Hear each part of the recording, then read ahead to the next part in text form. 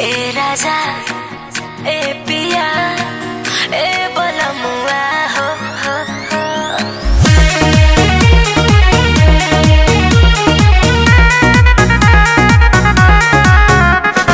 Mixed by Deepak Dilkash।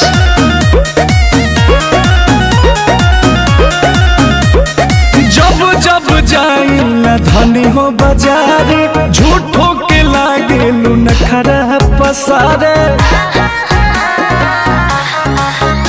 अरे का बाटे डिमांड आज खोल के बताओ, ऐसे न हमारा से मुहावा फुलावा। ए जी सुनी फरमाइश बैठे तनी आराम से, एगो लाला के टिकुलिया लई हो सासाराम से, एगो लाला के टिकुलिया लई हो सासाराम से।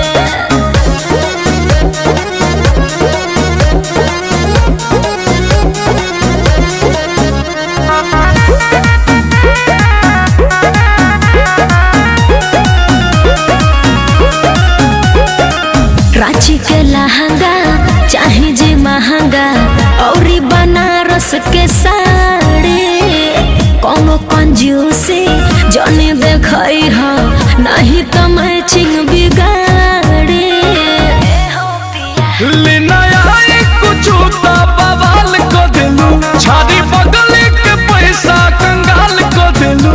पिया काले तो जई हो धरे हो गाड़ी शाम के, एगो लाला के टिकुलिया लई हो सासाराम से, एगो लाला के टिकुलिया लई हो सासाराम से।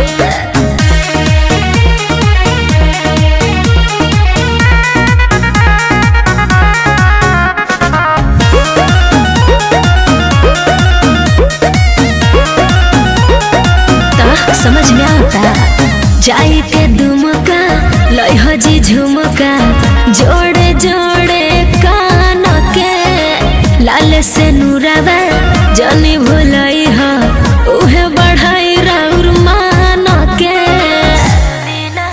देखो लाई फुसिलावे